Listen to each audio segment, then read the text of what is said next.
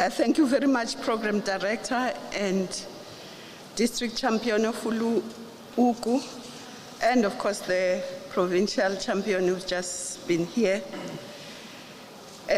Your Excellency, President of the Republic, Mr. Cyril Matamela Ramaphosa, our host Premier of KwaZulu-Natal, Sihle Zikalala,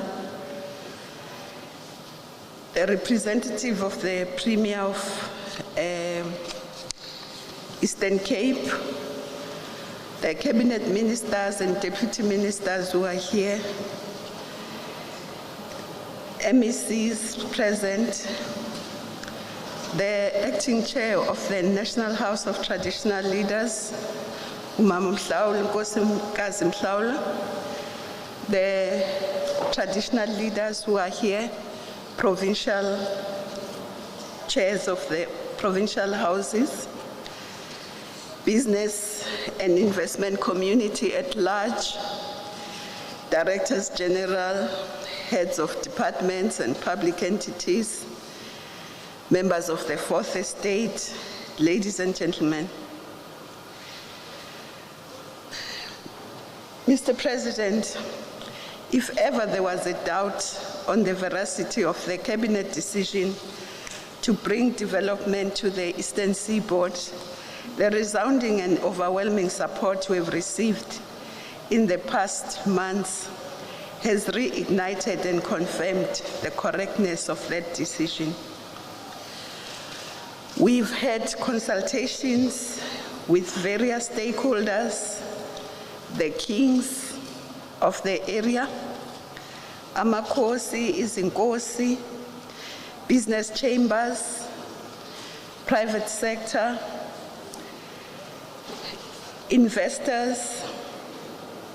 They are all extremely keen to be part of your dream to build a new post-apartheid city from the ground up in the 120 kilometers coastal stretch between Port St. John's and Margate, with gateways between Kokstad and Bizana encompassing about 38,000 square kilometers. The abundance of potential in this area, where you have fertile lands, beautiful coastline, huge flora and fauna, very pleasant climatic conditions, youthful population. Majority of the people here are women, as elsewhere, and this area brings huge possibilities. Mr. President and colleagues, we'd like to really build a city here which is polycentric, which means it will start in different nodes, but eventually, hopefully, will coalesce into one city. This city, we would like to see a city that is safe for children and women. Because if it is safe for children and women, it means it will be safe for everyone. Would like to see a city where people do not travel and spend up to a third of their income just going to work. We would like to see an integrated city. Would like to see cities that have a different spatial planning than those that we have now. We also like to see a city that does not sleep, a city that works all the time, a city whose economy grinds, the wheels grind all the time, and we'd like to see a city that is easy to travel in. But we'd like to see a city whose environment and people who live there become prosperous, We would like to see a city that will ensure that the communities around are both sustainable, resilient, prosperous, connected, climate-smart communities. So we've been working with these stakeholders to get their ideas, to get ideas from everyone.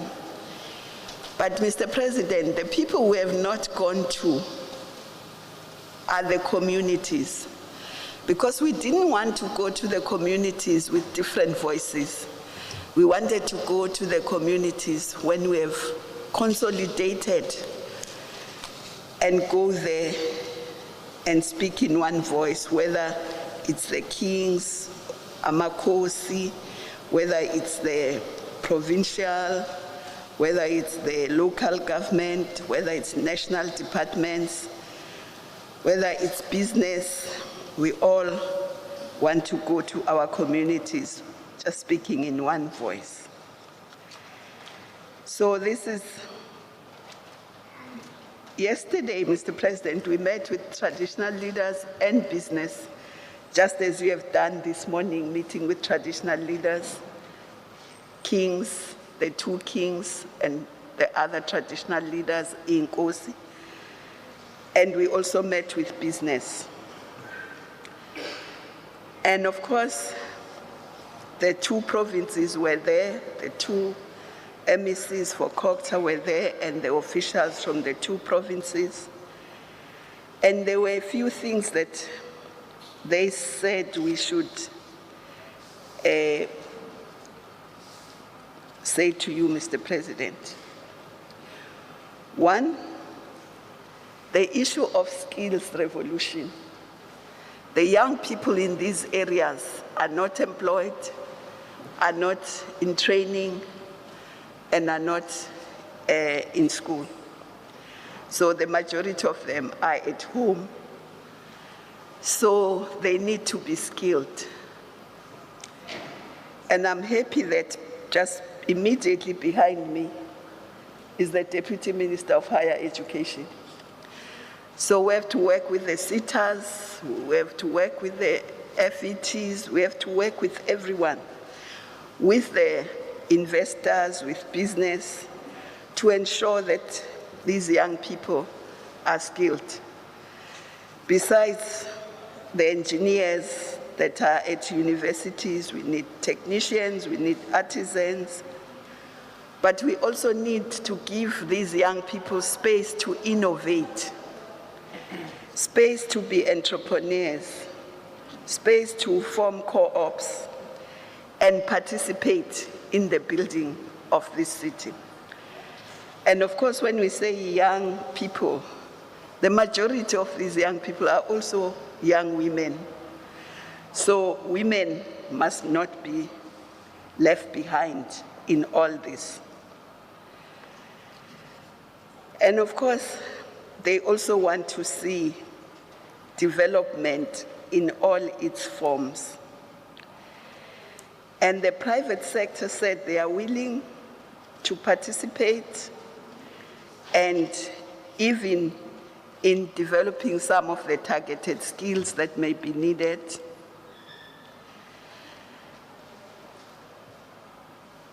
And they also said that they would like to emphasize that this area that we have chosen needs development like last year, because in their words, they said it looked like this area had been ring-fenced for no development. So they are very happy that now there is going to be development, and they want to participate, they want to bring their ideas.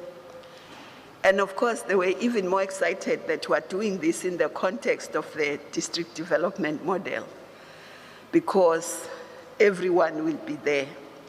The national departments will be there, as they are there in the steering committee of this.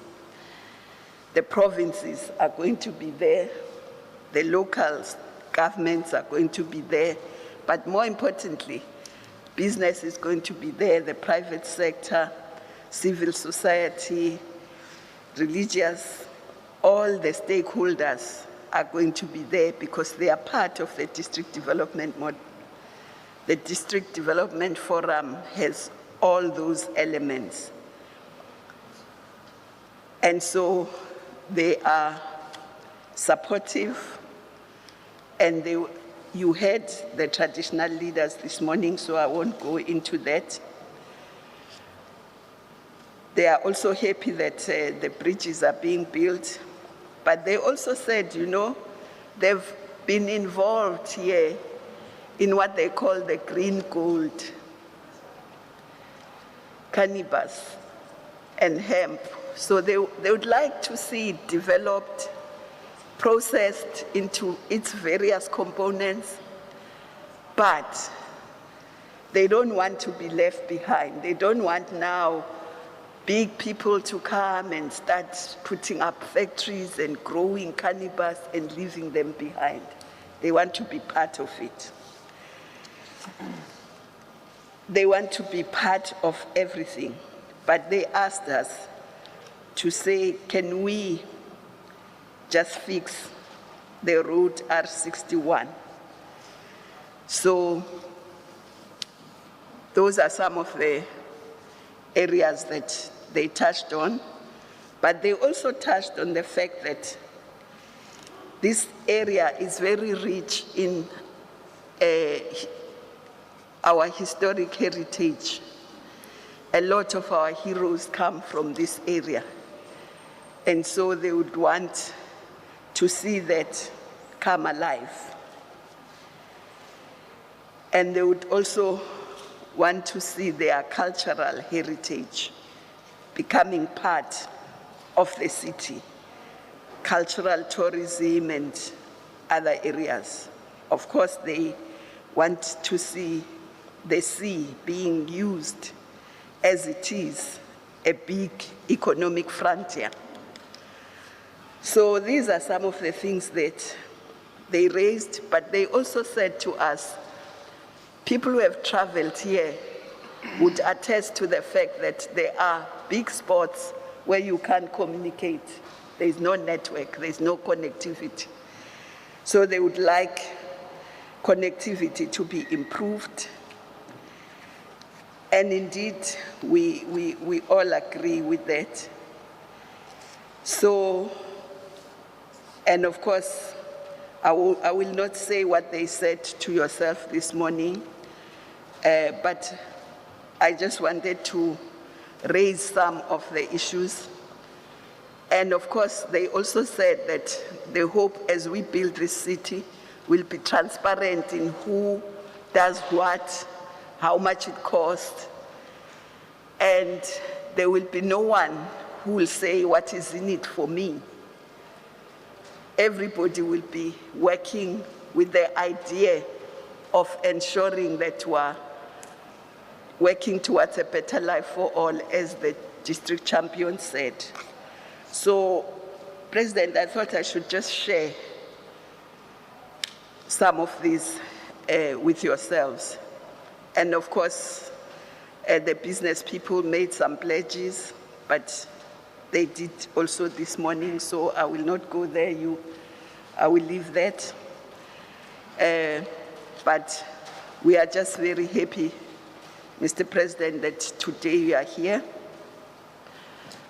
And we'll just show a 5-minute video that just gives a high-level view of the 4 districts. I hope it will be shown and it will be seen now. Yeah, there's a screen there. Thank you, Mr. President, and thanks for all.